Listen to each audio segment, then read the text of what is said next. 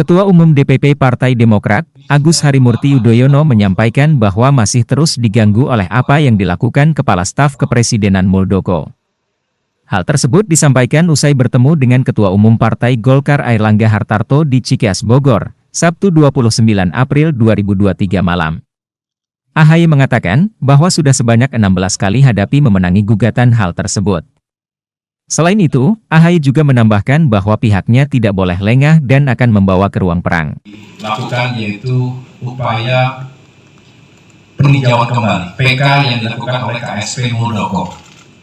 Temannya Pak Erlangga di sana, sama-sama ada. Kita tahu dalam pemerintahan begitu yang kita anggap sebetulnya sudah selama ini kita hadapi dan 16 kali kita memenangkan semua gugatan yang diajukan. Karena kami meyakini, tim hukum kami meyakini, Demokrat meyakini, masyarakat luas meyakini, para pakar hukum meyakini, tidak ada celah sedikit pun secara hukum yang bisa memenangkan PK KSP Muldoko. Mengapa? Karena tidak ada novum baru. Tadi setelah 16 kali kita bisa mengalahkannya di meja hukum. Dengan demikian sebetulnya kami memiliki keyakinan. Tetapi sekali lagi ini bukan hanya urusan hukum, tapi urusan politik. Sehingga kami tidak boleh lengah dan harus membawa ini ke ruang terang. Jangan sampai ada keputusan-keputusan cepat dilakukan di ruang gelap yang kemudian bukan hanya mengagetkan, tetapi juga benar-benar menghancurkan demokrasi kita. Ini bukan hanya pertaruhan Demokrat, kedaulatannya termasuk bagaimana kita bisa menjadi kontestan dalam pemilu, tetapi bagaimana demokrasi bisa dijaga. Saya terima kasih Pak Erlangga yang sejak awal memberikan dukungan moral atas inisiatif Bapak Ketua Umum Golkar, Bapak Airlangga Hartarto, yang sebelumnya sudah menyampaikan ingin berkunjung, ingin bersilaturahim. Kami mohon maaf karena kesibukan Bapak SBY dan juga baru saja kembali dari luar kota, maka baru bisa dilakukan malam hari ini.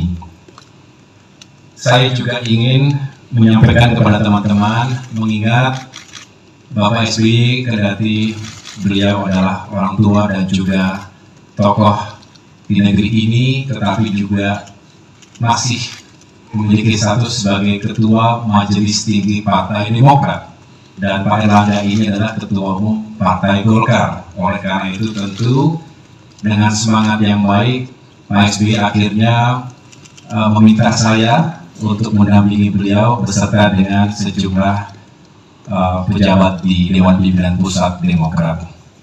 Oleh karena itu saya ingin menyampaikan bahwa tadi diskusinya berjalan dengan baik, walaupun tentu Pak SBY yang sudah mandi toratu setelah 3 tahun terakhir ini untuk day to day politicsnya sudah saya jalankan beserta generasi yang lebih muda lagi di Demokrat. Karena beliau tentunya saat ini sangat menikmati aktivitasnya sebagai pelukis. Jadi tadi Pak Erlangga, Pak Ludwig dan Pak Dito dan teman-teman lain bisa melihat juga lukisan-lukisan Pak SBY yang juga bisa dinikmati nanti di museum yang sedang dibangun di Pacitan. Tapi juga aktif sebagai pembina klub bola Lavani, alhamdulillah menjadi juara kembali Proliga 2 tahun berturut-turut, back to back 2022 dan 2023 tahun ini.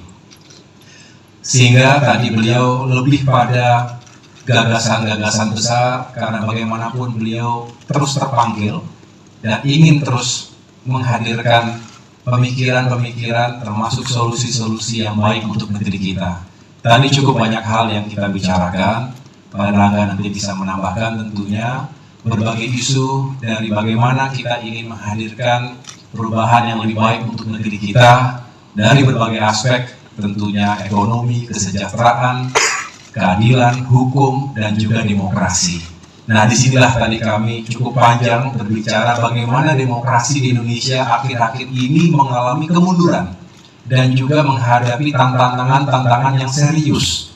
Sistem politik yang kemudian dicoba diutak-atik untuk mengubah sesuatu yang sebetulnya tidak perlu diubah. Contoh, bagaimana sistem pemilu yang sampai saat ini juga masih menyisakan tanda tanya besar.